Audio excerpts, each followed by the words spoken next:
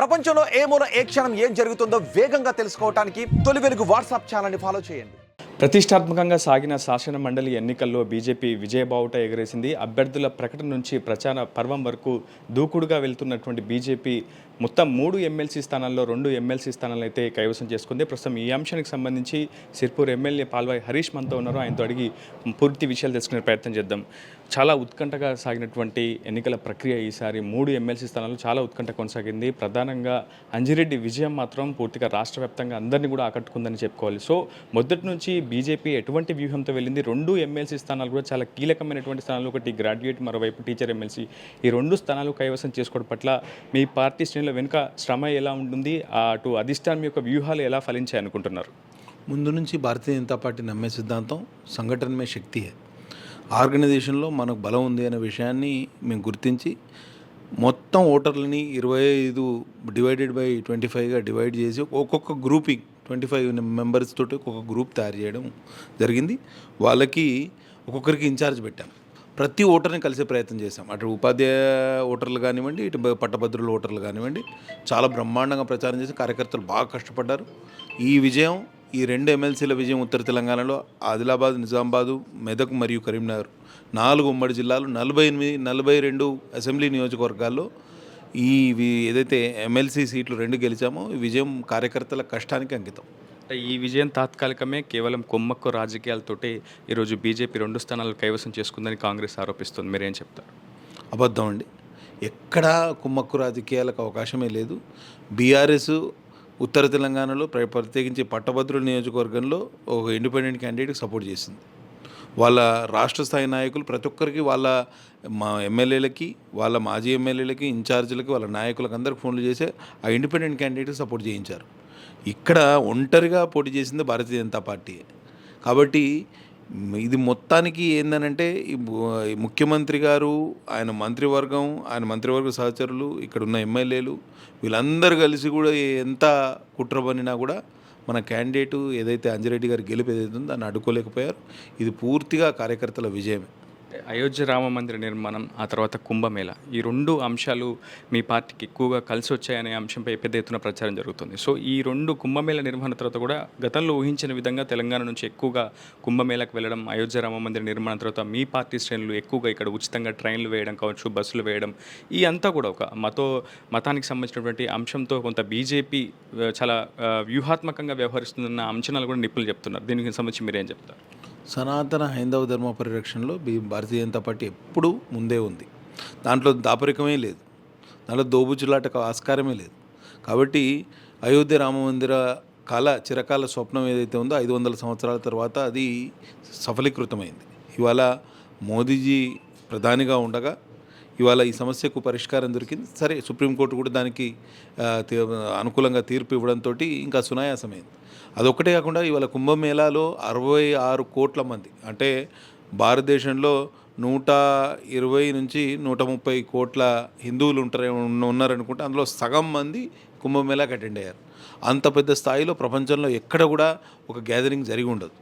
అది చిన్న చిన్న సంఘటనలు జరిగినాయి, కానీ వాటిని కూడా మేనేజ్ చేసుకుంటూ ముందుకెళ్లారు. యోగి ప్రభుత్వం బ్రహ్మాండంగా అక్కడ ఏర్పాటు చేసింది.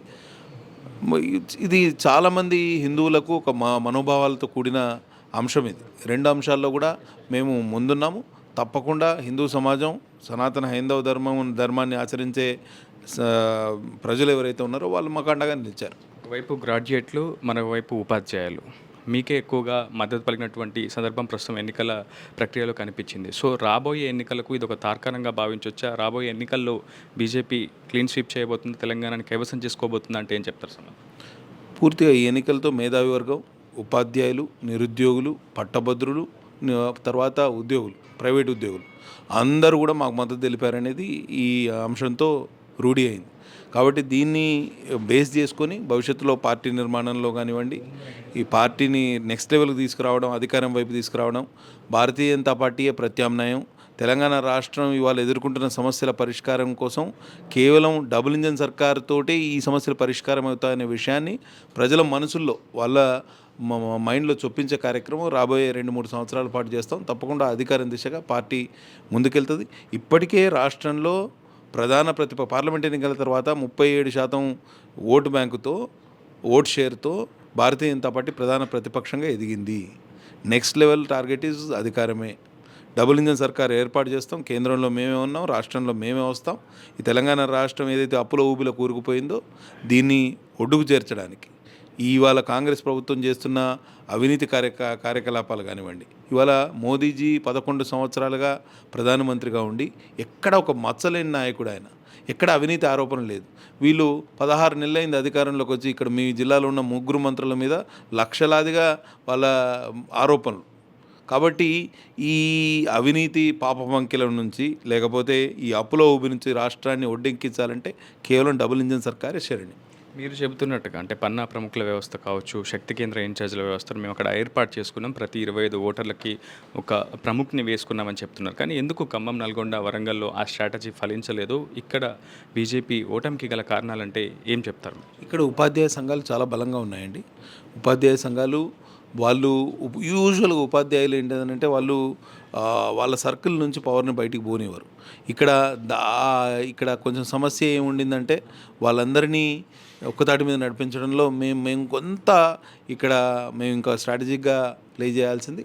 తప్పకుండా భవిష్యత్తులో మేము ఏదైతే పొరపాటు జరిగినాయో వాటిని సరి చేసుకుని ముందుకు వెళ్ళడానికి సిద్ధంగా ఉన్నాం. మీరు చెప్పండి చికోటి ప్రవీణ్ గారు, ఎంతో కాలంగా ధర్మరక్ష జాగరణ కావచ్చు, ఇతరత్ర కొన్ని ఆధ్యాత్మిక కార్యక్రమాల్లో కూడా మీరు యాక్టివ్గా పాల్గొంటున్నారు. ప్రస్తుతం జరుగుతున్నటువంటి పరిణామాలు కావచ్చు, అటు హిందువుల ఓటర్లను ఐక్యంగా చేసే ప్రయత్నం మీ సంస్థ ద్వారా మీరు ప్రయత్నం చేస్తున్నారు, ఒకవైపు పార్టీ కార్యక్రమాల్లో కూడా చురుగ్గా పాల్గొంటున్నారు. రేపు రాబోయే ఎన్నికల్లో కావచ్చు, ఇతరత్ర కార్యక్రమాల్లో బీజేపీ ఎటువంటి రోల్ పోషించబోతుందంటే ఏం చెప్తారు? డెఫినెట్గా హిందువుల మనోభావాలను కాపాడే పార్టీ బీజేపీ పార్టీ. సో వేరే పార్టీ అయినా హిందువుల మనోభావాలను కించపరుస్తూ మరి ముఖ్యంగా ఎంఐఎం ఓవైసీ సంకలనాకుతున్న ప్రభుత్వాలు, ఇప్పుడున్న కాంగ్రెస్ ప్రభుత్వం కానీ గత బీఆర్ఎస్ ప్రభుత్వం కానీ వాళ్ళకు ఒత్తాసు పలుకుతూ వాళ్ళ 7 ఎమ్మెల్యే సీట్లు, 1 ఎంపీ సీట్లను ప్రసన్నం చేసుకునే ప్రయత్నంలో హిందువులపై ఉక్కుపాదం మోపుతున్నారు. సో ఇవన్నీ తిప్పికొట్టే ప్రయత్నం మేము చేస్తున్నాం, మా ధర్మరక్ష సంస్థ చేస్తుంది. ముఖ్యంగా బీజేపీ పార్టీ హిందువుల మనోభావాల్ని కాపాడుతుంది.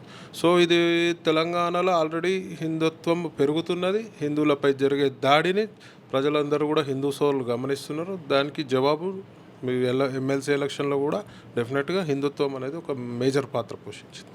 ఖమ్మం జిల్లా వ్యాప్తంగా కూడా ఇటీవల లవ్ జిహాదీ కేసులు ఎక్కువగా నమోదవుతున్నాయి. చాలామంది హిందూ యువతులను అట్రాక్ట్ చేయడం, ఆ తర్వాత వాళ్ళని వివాహం చేసుకోవడం, ఆ తర్వాత వాళ్ళని ఇబ్బందులకు గురి చేయడం, వరకట్న వేధింపులకు గురి చేయడం, ఇటువంటి సంఘటనలు ఖమ్మం ప్రాంతంలో కూడా ఎక్కువగా నమోదవుతున్నాయి. సో ఆధ్యాత్మిక సంస్థలు కావచ్చు, హిందూ పరివార సంస్థలు కావచ్చు, ఆ శక్తులు కావచ్చు, ఇటువంటి ప్రాంతాల్లో ఎందుకు పెద్దగా ఫోకస్ చేయట్లేదని ఒక అభిప్రాయం వ్యక్తమవుతుంది. మీలాంటి వ్యక్తులు కావచ్చు, మీలాంటి సంస్థల ద్వారా అటువంటి ప్రయత్నాలు ఏమైనా చేసే అవకాశం ఉంది? డెఫినెట్గా ఇక్కడ కూడా చాలా లవ్ జిహాద్ అనేది ఒక తీవ్రమైన ఉగ్రవాద చర్య ఇప్పుడు భారతదేశంపై ఉన్నది.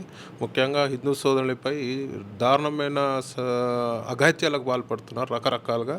సో ఇవన్నీ కూడా పబ్లిక్లో అవేర్నెస్ తేవాలి, హిందువులలో అవేర్నెస్ తేవాలి. ఈ ప్రయత్నంలో బీజేపీ మేము కలిసి గట్టిగా కూడా ఇక్కడ ఖమ్మము చుట్టుపక్కల ప్రాంతాల్లో అవేర్నెస్ తెస్తున్నాం. ఇక్కడే కాకుండా ఆంధ్రప్రదేశ్ రాష్ట్రంలో కూడా ఈ సమస్య తీవ్రంగా ఉన్నది. ఈ మత మార్పిడి ప్లస్ ఈ లవ్ జిహాదు, హలాలు, ఇట్లాంటి రకరకాలమైన ఉగ్ర చర్యలు, ఉగ్రవాదుల నుంచి వచ్చే నిధులతో ఇక్కడ మన యువతులని టార్గెట్ చేస్తారు కాబట్టి డెఫినెట్గా తల్లిదండ్రులు కూడా ఆలోచించాల్సిన పరిస్థితి ఉంది. తల్లిదండ్రులు కూడా వాళ్ళ అమ్మాయిలపై నిఘా పెట్టాలి. రకరకాల మోసాలు అమ్మాయిలని వలలో వేసుకునేకి హిందువుల పేరుతో ఐడి కార్డులు క్రియేట్ చేసుకొని ముస్లిం యువకులు ఇట్లాంటి ప్రయత్నాలు చేస్తారు. సో పిల్లల పట్ల తల్లిదండ్రులు కూడా జాగ్రత్తగా ఉండాలి. మా హిందూ సంస్థలన్నీ కూడా ఈ విషయంపై పోరాటం చేస్తున్నాము. ఇంకా కూడా ప్రచారం చేయవలసిన అవసరం ఉన్నది. మరి ఇక్కడ లోకల్ బీజేపీ నాయకులకు కూడా దీని విషయంలో మాట్లాడవలసిందిగా నేను మనవి చేస్తున్నాను. మొత్తంగా కార్యకర్తల కష్టం, శ్రమతోనే 2 స్థానాలు గెలుచుకున్నామని చెప్తున్నారు. బీజేపీ నేతలు రాబోయే కాలంలో తెలంగాణను కూడా కైవసం చేసుకుంటామని ఒక ధీమాను, విశ్వాసాన్ని వ్యక్తం చేస్తున్నారు. గత కొద్దిసేపటి క్రితం ప్రధాని నరేంద్ర మోడీ కూడా స్వయంగా తెలంగాణలో బీజేపీ విజయం పట్ల ట్వీట్ కూడా చేశారు. ఖచ్చితంగా కార్యకర్తల శ్రమ దీని వెనుక ఉందని కూడా ఆయన గుర్తు చేసే ప్రయత్నం చేశారు. ప్రపంచంలో ఏ మూల ఏ క్షణం ఏం జరుగుతుందో వేగంగా తెలుసుకోవడానికి తొలి వెలుగు వాట్సాప్ ఛానల్ని ఫాలో చేయండి.